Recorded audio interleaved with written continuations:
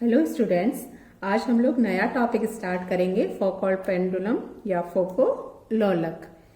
सबसे पहले ये प्रयोग फौकॉल्ट ने किया था, इसलिए इसका नाम फोकॉल्ट पेंडुलम रखा गया। वही प्रयोग कहलाता है फोको पेंडुलम एक्सपेरिमेंट। इसमें क्या किया गया कि एक सिंपल पेंडुलम ही है फोको लोलक या फोको दोलक। वो एक जैसे कि एक सिंपल पेंडुलम में भी हम क्या करते हैं, धागे के साथ किसी भार को लटका देते हैं और फिर उसको ऑसिलेट करवाते हैं। फोको ने भी इसी तरह से किया।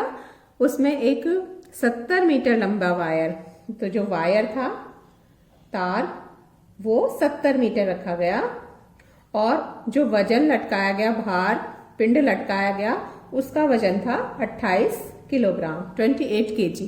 तो 28 केजी वजन को एक 70 मीटर स्टील के वायर से लटकाया गया और एक दृढ़ आधार पर उसको कस दिया गया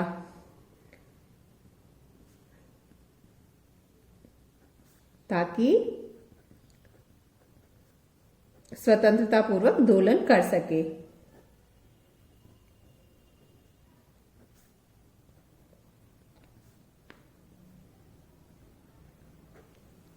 तो इस तरह से प्रयोग किया गया कि एक जगह पर लैम्ब्डा अक्षांश के मान लीजिए किसी स्थान पर उसको लटका दिया गया है और उसको स्वतंत्रता पूर्वक दोलन करवाकर छोड़ दिया गया है।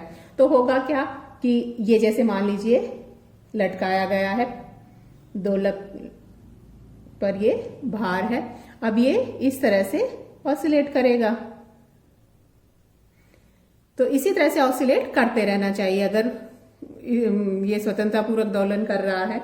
लेकिन वास्तव में हुआ क्या कि अभी जैसे ये यहां पर दोलन कर रहा है, कुछ समय बाद इसका दोलन तल है वो परिवर्तित हो गया, इस तरह से दोलन करने लग गया। ये मतलब ये यहां से इस तरह से चेंज हो गया, यहां दोलन करने लग गया। कुछ समय बाद और इस तरह से चेंज हो गया और इस तरह से चेंज होता चला गया। और क्या हुआ कि इस तरह से ये एक गोलाकार रूप में ये तल है वो परिवर्तित होता जाएगा और अंत में वापस आकर ये प्रारंभ जो तल था उसी में दोलन करने लगता है। ये ऐसा क्यों हुआ? क्योंकि एक्चुअल में है क्या कि ये तो पृथ्वी पर लटकाया गया है। तो पृथ्वी एक घूर्णित निर्देश तंत्र है, वो पश्चिम से पूर्व दिशा में घूर्णन करती है पृथ्वी।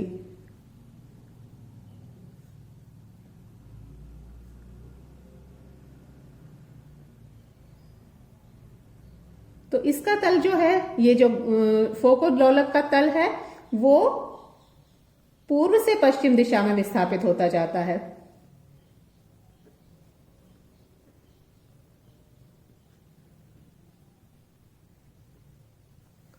तो अगर पृथ्वी घूर्णित नहीं हो रही होती तो उसका तल है वो एक नियत रहना चाहिए था, उसी तल में उसको लगातार घूर्णन करते रहना चाहिए था। लेकिन पृथ्वी के घूर्णन के कारण जो फोको पेंडुलम है उसका घूर्णन तल उसके विपरीत दिशा में लगातार विस्थापित होता हुआ चला जाता है और एक निश्चित समय अंतराल के बाद ये पुनः अपने प्रारंभिक तल में लौट आता है।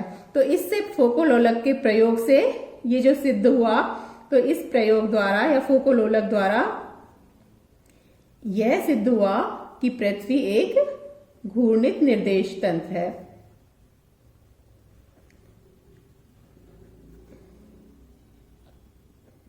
पृथ्वी और पृथ्वी पर स्थित प्रत्येक निर्देश तंत्र जो हम लेंगे वो घूर्णित निर्देश तंत्र होगा।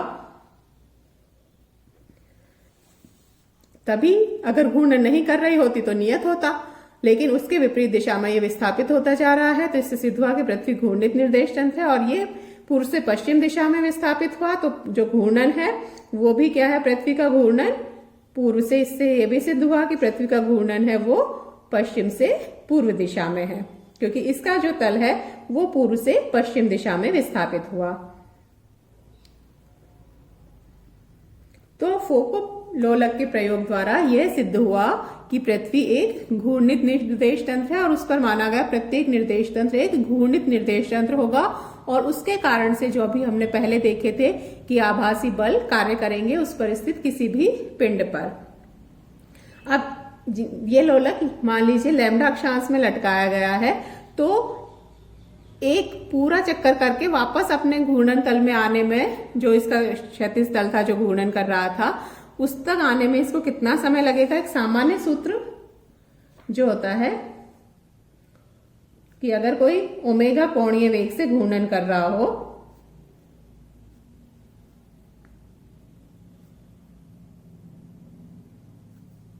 आवर्तकाल का मतलब होता है एक घूर्णन में या एक दोलन में लगा समय, वो उसका आवर्तकाल कहलाता है। तो वो दिया जाता है t इज इक्वल टू 2π/ओमेगा।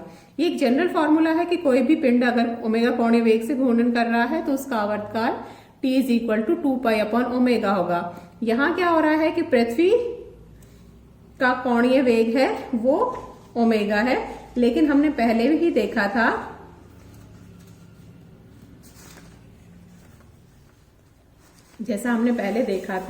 कि पृथ्वी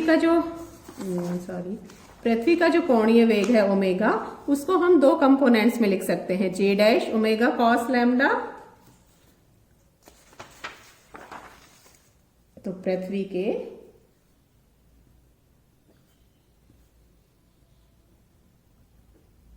कोणीय वेग को लिखा जा सकता है omega is equal to j dash omega cos lambda plus k dash omega sine lambda. यहाँ आई डैश जे डैश क्षैतिज तल में थे, तो ये वाला घटक कौन सा कहलाएगा? क्षैतिज घटक कहलाएगा जे डैश की डायरेक्शन में, और ये वाला घटक ऊर्ध्वाधर घटक कहलाएगा या वर्टिकल कंपोनेंट। अब साथ में इसमें से कौन सा कंपोनेंट आएगा या ओमेगा आएगा, वो देखने के लिए हमने पहले एक केस किया था जिसमें हमने देखा था कि एक क्षैतिज दिशा में गतिशील पिंड पर किस तरीके का बल कार्य करता है। तो उसमें हमने पाया था कि क्षैतिज दिशा में जो बल लगेगा वो ये बल निकल कर आता था 2m, ये फॉर्मूला है। यहाँ कंपोनेंट आया ओमेगा साइन लैम्डा। इसी तरह ऊर्ध्वाधर वर्टिकल कंपोनेंट भी आता है, यानी ऊर्ध्वाधर दिशा में भी बल लगता है, उसमें आता है ओमेगा साइन कॉस लैम्डा। यहाँ पर क्या हो रहा है, क्षैतिज तल है वो विस्थापित हो रहा है, तो कौन सा कंपोनेंट आएगा? Omega sine lambda. यानी क्षैतिज तल को विस्थापित करने में कौन सा घटक काम में आ रहा है? Omega sine lambda. Omega cos lambda जो घटक है वो केवल क्या कर रहा है? वर्टिकल थ्रस्ट लगा रहा है, यानी पिंड को ऊपर की ओर विस्थापित करने का प्रयास करेगा। क्षैतिज विस्थापन जो होगा वो किसके कारण से होगा? ओमेगा साइन लैम्डा के कारण। तो यहां भी हम लिख सकते हैं कि क्षैतिज तल के लोलक के या फोकोलोलक के क्षैतिज तल को विस्थापित करने में ओमेगा साइन लैम्डा, और ओमेगा साइन लैम्डा कौन सा कंपोनेंट है? ऊर्ध्वाधर घटक। तो ऊर्ध्वाधर घटक की ही उसी का रोल होता है, केवल वही है जो कि उसका हॉरिजॉन्टल प्लेन है उसको डिस्प्लेस कर रहा है।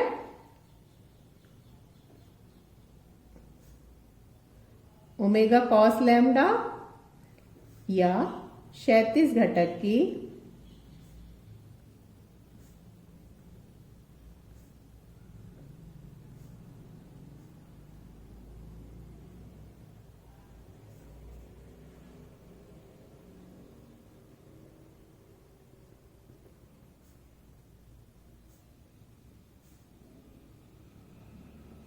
यहाँ ऊर्ध्वाधर विस्थापन कोई नहीं हो रहा है, कोई खास नहीं होगा, तो उसको हम कंसिडर ही नहीं करेंगे। तो क्षैतिज तल को विस्थापित करने में सिर्फ कौन सा कंपोनेंट काम में आया? Omega sine lambda.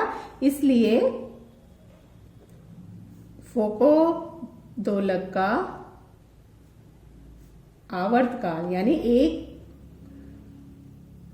चक्कर पूरा करके वापस अपने प्रारंभिक तल में आने पर का जो समय हुआ वो होगा 2π/ओमेगा साइन लैम्डा। यहाँ t इज इक्वल टू 2π/ओमेगा 1 साइन लैम्डा। तो t इज इक्वल टू 2π/ओमेगा क्या है? 2π/ओमेगा ये पृथ्वी का आवर्तकाल है। 2π/ओमेगा पृथ्वी का कोणीय वेग है, तो 2π/ओमेगा पृथ्वी का आवर्तकाल हुआ अपॉन साइन लैम्डा। और पृथ्वी कितना करती है? 24 घंटे में लगा लेती है, तो ये 24 घंटे बटे साइन लैम्डा। तो ये एक फोकोलोलक जो कि लैम्डा अक्षांश में लटकाया गया, उसका आवर्तकाल होगा, यानी इतने समय बाद वो पुनः अपने प्रारंभिक तल में आ जाएगा। और इससे ये सिद्ध हुआ कि जो पृथ्वी है वो एक घूर्णित निर्देश तंत्र है और उसके कारण से ही फोकोलोलक है, उसका तल जो है वो विस्थापित होता है। अब यहां भी ये सब डिपेंड कर रहा है कि लैम्डा है, यानी वो जो पिंड है उसको कितने उसमें लटकाया गया है। तो इतने ये घंटे हो गया। तो अब हम अगर कुछ वही जैसे स्टैंडर्ड केस अगर कंसीडर कर लें, स्पेशल केसेस या विशेष परिस्थितियां, उसमें हम देखें तो जैसे भूमध्य रेखा पर या इक्वेटर पर, तो भूमध्य रेखा पर क्या होता है, लैम्डा की वैल्यू 0 डिग्री होती है। तो साइन लैम्डा वहां पर क्या हो जाएगा, साइन 0, और वो क्या होता है 0, यानी जो t है वो 24/0 यानी अनंत समय, यानी उसको इनफाइनाइट टाइम वो वापस अपने उस तल पर नहीं आएगा। इसी तरह से ध्रुवों पर देखें तो ध्रुवों पर लैम्डा की वैल्यू है वो 90 डिग्री होती है। इसका मतलब साइन लैम्डा है वो साइन 90 डिग्री या 1 हो गया। तो t इज इक्वल टू 24 इतने घंटे, यानी 24 घंटे बाद वो वापस से जितनी देर में पृथ्वी घूर्णन करेगी उतने ही समय बाद वो अपने प्रारंभिक तल में आ जाएगा। तो इससे निष्कर्ष जो फोकोलोलक से था वो यही निकला कि पृथ्वी के घूर्णित निर्देश तंत्र होने की पुष्टि हुई।